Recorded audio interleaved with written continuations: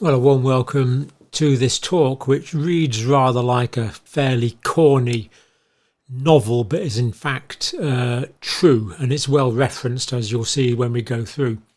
It's based on a New York Times article. We were badly misled about events that changed our lives is the title of the article. And we'll see that the implications are much wider than that. Last month in the New York Times. And it starts off really quite well. Since scientists began playing around with dangerous pathogens in laboratories, the world has experienced 4 or 5 pandemics. So leaky laboratories have been responsible for viral pandemics. I mean, that alone should be cause for significant pause, but we'll go on. 1977 Russian flu, for example. Now, this is in the good old days when we were allowed to call viruses after the name of the place that they originated, which we've done for, well, since viruses were discovered. But that wasn't allowed with the Wuhan virus, of course. Anyway, Russian flu, almost certainly a research mishap. And actually, the information for that is in this article here, which is actually a very good scientific paper that's quoted in the New York Times article. Scientists quickly suspected the odd 1997 Russian virus. There was things not right about it. And 2020, speculation about a laboratory accident broke out as well. And people were labelled in 2020 as kooks and cranks. Now, I didn't know what a kook was. It's an American term. It means mad, eccentric, picks fights to feel superior, fantastical stories, and insane. So anyone that believed in a lab leak was all of these things, according to feedback in 2020. Many public health officials, prominent scientists, all said conspiracy theory. This is a conspiracy theory.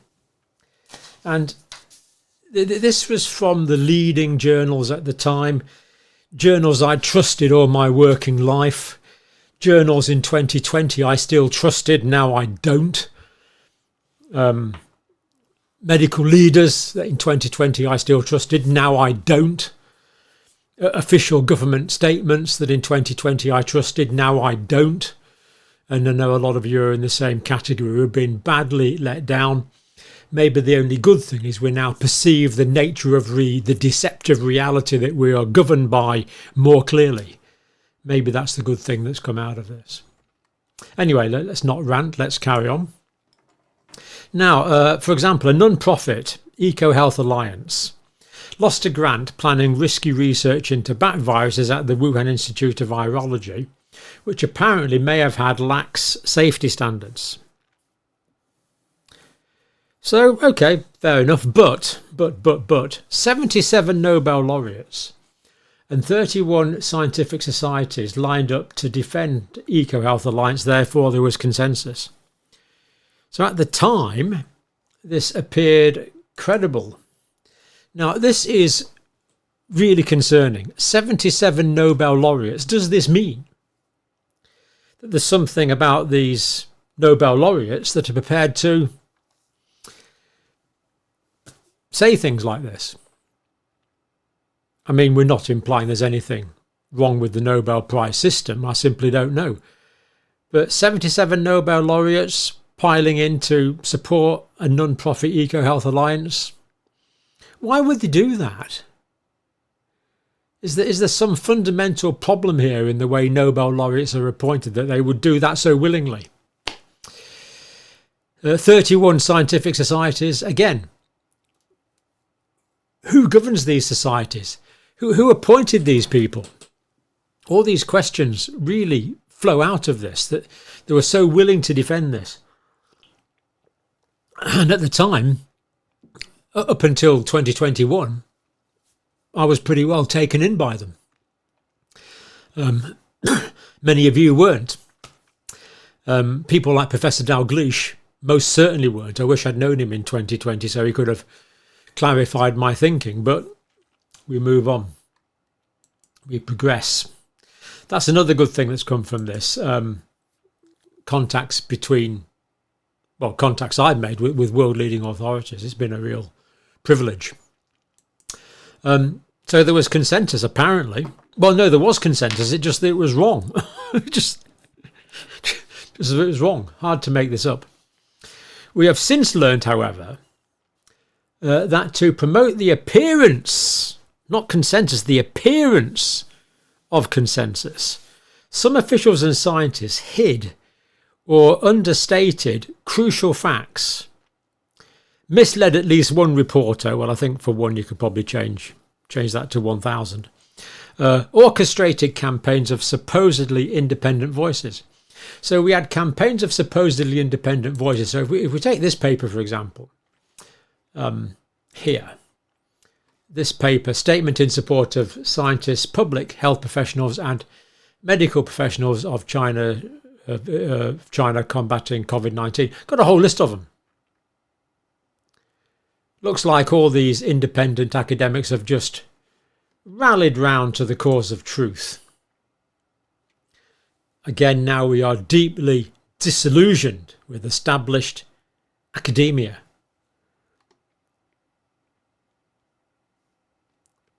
With so many things. Anyway, let's carry on. So apparent consensus. Some officials and scientists hid or understated critical facts. I mean, just think about what this is saying. Officials and scientists hid critical facts. How dare they? Where's the accountability? And even compared notes about how to hide their communications in order to keep the public from hearing the whole story. You know, there's an old saying, I can't remember who it was now, but someone said a profession is a conspiracy against the rest of us. Shouldn't be like that. But this was a conspiracy against us common scum, us plebs, us proletariat, who don't really need to know. All we need to do is obey. Don't need to think. We'll just take the information that's handed down by our betters. These elite people on high that are just treat us like mushrooms. Keep us in the dark.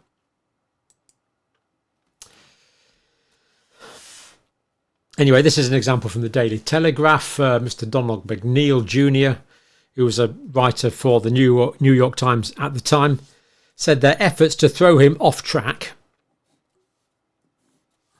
influenced the newspaper's coverage of the theory and likely contributed to the topic being dropped for a year. And when they're talking about the paper, this is the New York Times, although this is reported in the Telegraph. So, efforts to throw him off track. So, deliberate efforts to throw journalists off track. The few journalists that were prepared to question the narrative at the time. And I remember at the time saying, where the heck are all the investigative journalists on quite a few stories?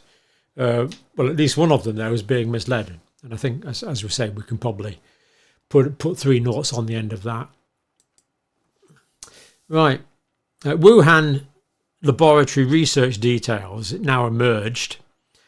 Safety precautions might have been terrifyingly laxed. Now, you've got to admire the New York Times almost English understatement here. Safety precautions might have been. I don't think there's much might about it, do you? I think we could have been a slightly bolder here, given it's the New York Times, but there we go.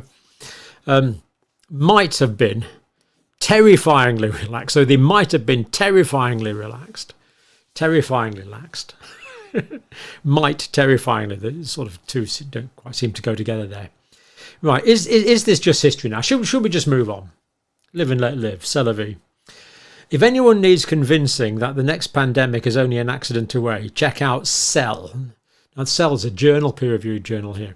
I'm not going to go into this article in detail, but just to summarise, researchers, past and present, from the Wuhan Institute of Virology, describe taking samples of viruses found in bats, ring a bell, and experimenting to see if they could infect human cells, ring a bell, gain-of-function research, ring a bell, and pose a pandemic risk. Well, aren't we grateful that scientists from the Wuhan Institute of Virology are still looking for viruses that could save us from a future pandemic? It begs credulity that this is still going on. Now, the safety level at the lab here is described as basic biological laboratory safety 2. Whereas it should be 4, of course, for this kind of research. Way, way higher. In fact, they describe it as 2 plus, whatever that means. One authority quoted in the New York Times, insufficient for work with potentially dangerous respiratory viruses. Yes. So this work that's still being done, apparently, to save us all from the next pandemic, could easily cause the next pandemic any time. It's laughable. You know, they're saying they're trying to save us from a pandemic when they've just caused one. And now they're doing exactly the same thing to save us from the next pandemic. And your role is to be grateful. You little person out there. Be grateful to your scientific betters. Right, you'd think, according to the New York Times, you'd think by now we'd have learnt it's not a good idea to test, and I rather like this analogy, possible gas leaks with a lighted match. So you've got gas coming out and it burns, so you put a match to it and see if it lights. Of course, it might blow you up. Would it blow you up? That's what's going on now. Still matters. Lessons have not been learnt, it would appear. And you'd hope that prestigious scientific journals would have learnt not to reward such risky research by publishing it. Why haven't we learnt our lesson? Well, if we admitted it's risky now, it must have always been risky. So if people in authority or mainstream media said, just a minute, this is a bit risky, isn't it? Then someone could say, well, yeah, but wasn't it risky in 2020? Wasn't it risky in 2019? And all this time this research was going on when you kept stum about it. Maybe that's why it is. Who can possibly know? This is just speculation, of course. And perhaps we were misled on purpose. Perhaps, again, understatement, perhaps, by the New York Times. So when the New York Times says perhaps we were misled, perhaps this is understatement. When Wuhan experienced an outbreak of a novel coronavirus related to ones found in bats, and researchers soon noticed the pathogen had the same rare genetic features that the EcoHealth Alliance and the Wuhan researchers had proposed inserting into bat coronaviruses. Don't take my word for it, there's the reference. You would think the EcoHealth Alliance would sound the alarm. So we've got the same virus now, because the genome was published quite early on, once the Chinese Wuhan Institute of Virology was rumbled. You would think that EcoHealth Alliance would say, just a minute, heck, just a minute. This is just like the paper we proposed. What did they say? Did they say anything? You would think the EcoHealth Alliance would sound the alarm far and wide. It did not. And this is the sickening thing about this, really quite sickening. It's only through freedom of information and requests and things that we don't know anything. Otherwise, we'd know diddly squat about this, I'm sure. Were it not for public records requests, leaks and subpoenas, the world might never have learnt about the troubling similarities between what could easily have been going on inside the lab, that's the Wuhan Institute of Virology, and what was spreading through the city. So only because people have done freedom of information requests, subpoenas and leaks, and don't take my word for it, check out the references. So that brings us on to this paper. Now, this screen I'm showing you now, believe it or not, is live from the internet. This paper has not been retracted. Incredible, this paper has not been retracted. So you can go to the paper, you can see who the lead author is there, for example. That's Christian G. Anderson. At that time, I don't know if he still is, Department of Immunology and Microbiology, California, La Jolla, California. Anyway, this paper has not been retracted. Let's look at something about what this paper says. Now, the proximal origin of SARS coronavirus 2 is the paper. Nature Medicine, you know, I had assumed in 2020 that Nature Medicine was up there with the Lancet, the New England Journal of Medicine, Journal of the American Medical Society, Association, JAMA. And Nature Medicine hasn't retracted this paper. Complete loss of faith. I've got complete loss of faith. I think they've lost faith, but I've lost faith in these journals. And that is incredibly important, because these journals were axiomatic. If it was in a journal of this caliber, you believed it reflected the current state of knowledge. Now, what are we supposed to base our medical decision making on, for example? Becomes rather tricky, doesn't it? Anyway, that was in there. They said this: we do not believe that any type of laboratory-based scenario is plausible. Don't you indeed? But, wait a minute. But we later learned through congressional subpoenas of their Slack conversations, which is kind of like a WhatsApp thing, I think. Don't use it myself, but it's a communication platform. That while the scientists publicly said the scenario was implausible, privately many of its authors considered the scenario to be not just plausible, but likely. So they said one thing in the paper, and they were saying something else privately. Imagine that. Dear me. Don't take my word for it. There's the references. Right. Even evolutionary biologist Christian Anderson, the lead author, Slack message. So remember, it said, we do not believe that any type of laboratory-based scenario is plausible. That's what that said. But then in a Slack message, you said this: the LabEscape version of this is so frigging likely to have happened because they were already doing this type of work and the molecular data is fully consistent with that scenario. The LabEscape version, if this is so frigging likely in private, publicly, we do not believe that any type of laboratory-based scenario is plausible. I don't see those two statements as being reconcilable, do you? Jeremy Farrar, now chief scientist at the World Health Organization. In his book, Farrar reveals he acquired a burner phone. No. I told you it was like a novel, but this is terrible. This is true. A burner phone. Now, I only knew about burner phones from TV. Not that I watch many these days, but in the past I have watched TV dramas about criminals, cops and robbers, bad guys. The bad guys have burner phones. In novels, in TV dramas, of course. I'm not saying that's true in this situation by any means. But burner phones, I checked. Anyway, this guy, now chief scientist at the World Health Organization, he acquired a burner phone. Now, I checked on this techie site here. Burner phones are prepaid phones purchased with cash for privacy reasons, often associated with avoiding authorities.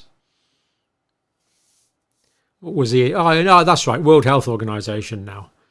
But this phone was to avoid authorities.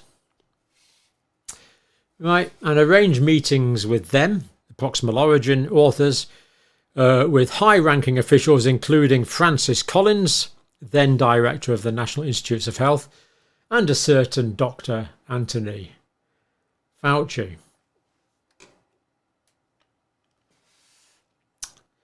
Documents obtained through public record requests, again not released voluntarily, by non-profit US Right to Know, sounds like a great organisation, I'll have to check them out more, US Right to Know, show that the scientists ultimately decided to move ahead with a paper on this topic, operating behind the scenes. Farah reviewed their draft and suggested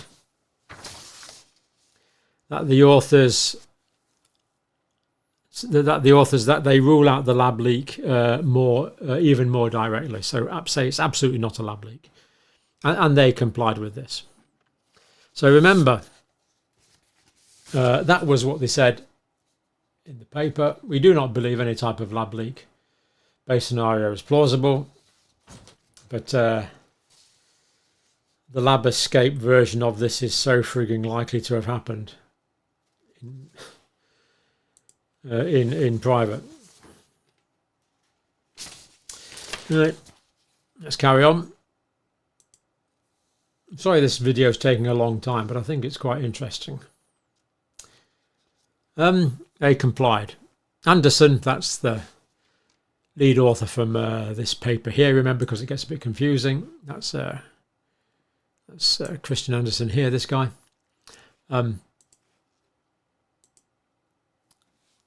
Anderson later testified to Congress that he had simply become convinced that a lab leak, while theoretically possible, was not plausible. In his private messages said, the lab escape version of this is so frigging like to have happened because they were already doing the same type of work, and the molecular data is fully consistent with that scenario. The message, but to Congress, not less convinced. Probably changed his mind by then, which of course people have the right to do. Later chat logs obtained by Congress show the paper's lead author discussing how to mislead. So he was trying to mislead this reporter, Donald G. McNeil Jr., as to throw him off track about the plausibility of a lab leak. How can the chief author of a scientific paper be deliberately seeking to mislead journalists and thereby public opinion? Why would they want to do that? Surely science is about truth, about discovering the nature of reality. Or am I just naive for thinking that? No, I still believe that. I don't have a problem with science. It's scientists I have a problem with now. Reference. Right. And then this other paper here by a group of independent scientists. Really? We could go through them all, we won't. But they're all there. The links are there if you want to look at this for yourself. So this was this paper here, statement in support. We're now looking at. All right. This was in the Lancet. Again, the Lancet, I mean, it's impossible to say how venerated, you know, next to Holy Scripture, if it was in a scientific journal, that was it. Not anymore. Not anymore. Not in my mind. Once bitten, twice shy. It's more than that. You realise how papers are selected, a little bit more about what's published, what's not published, who pays for what's published. He who pays the fiddler calls the tune. We could go on, but we won't for now. Right, Lancet, the once venerated Lancet, said this: conspiracy theories do nothing but create fear. No, they create light actually, but never mind. Rumours and prejudice. Prejudice? Almost hinting at racism, I don't know. That jeopardise our global collaboration in this fight against the virus. So they seem to be saying that the fight against the virus can be optimised if we base our thinking on lies. I don't think that's true. The Lancet article goes on.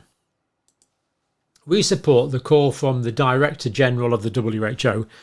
That's the former Ethiopian politician who was and is Director General of the WHO, to promote scientific evidence and unity over misinformation and conjecture.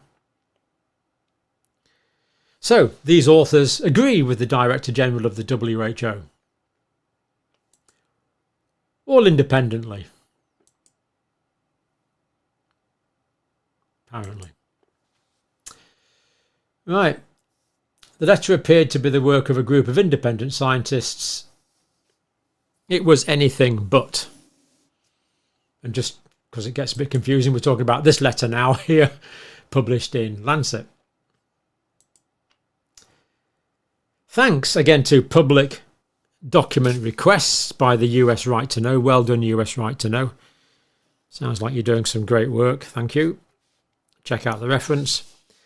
The public later learned that behind the scenes, Peter Daszak, EcoHealth Alliance president, had drafted and circulated the letter while strategizing on how to hide his tracks and telling the signatories that it will not be identifiable as coming from any one organisation or person.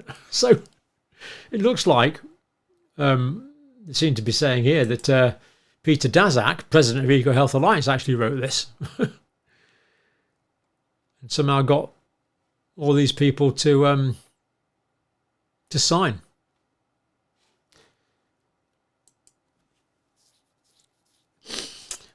Probably a few embarrassed faces around at the moment. Right. Had drafted and circulated the letter while strategizing on how to hide his tracks. Not me, mate. And telling the signatures that they won't be identified. The Lancet later published an addendum disclosing Daszak's conflict of interest as a collaborator of the Wuhan lab, but the journal did not retract the letter. So again, let me stress, this is live on the internet now. It's still there. Hasn't been taken down. Still there. Other papers have been taken down on maybe repurposed drugs, for example. Almost as if there's financial reasons for doing so. Of course, we couldn't possibly comment. And they had assistance. Thanks to more public record requests and congressional subpoenas. There's no voluntary confession here and repentance, is there? Check out the link for yourself. The public learnt that David Moran's, a senior scientific advisor to Fauci at the National Institutes of Health, wrote to Daszak, Peter Daszak, that he had learnt how to make emails disappear. There's the reference. Especially emails about pandemic origins. We're all smart enough to know. This is David Moran speaking, Dr. Fauci's man. We're all smart enough to know to never have smoking guns. And if we did, we wouldn't put them in emails. And if we found them, we'd delete them. Make them disappear.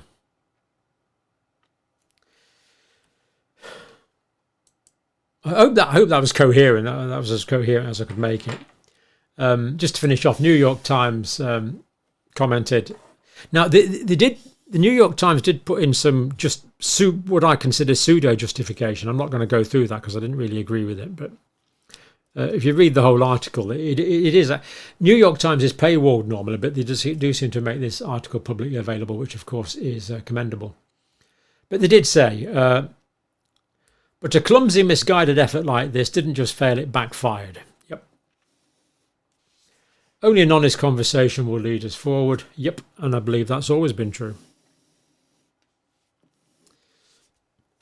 I mean, just look at where we are now. CIA, Department of Energy, which runs... Department of Energy's got loads of really high-tech labs all over the place in the States, and I don't know, maybe other countries.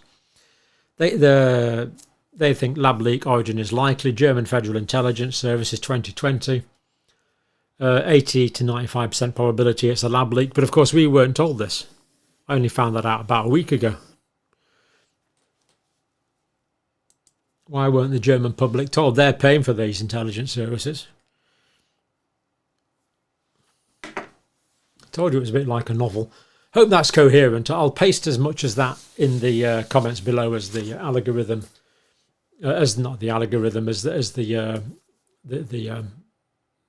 comment, not the comments, the description. Get there in a minute. The YouTube description now. There's a word limit on the description for YouTube, so I'll put in what I can. But it's there. Read it for yourself. Couldn't make it up. Yet we've provided the evidence.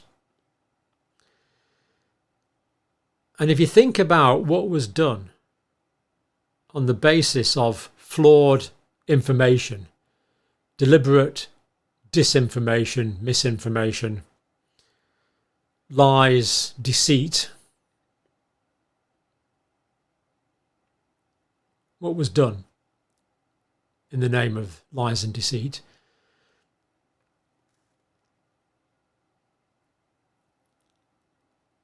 it is why has opened many of our eyes to the question marks surrounding those in leadership in many fields. Complete breakdown of trust. What do we do about this? Well, I think at many levels, in many organisations, we need significant change. Let me know what you think. Thank you for watching. Bless you all.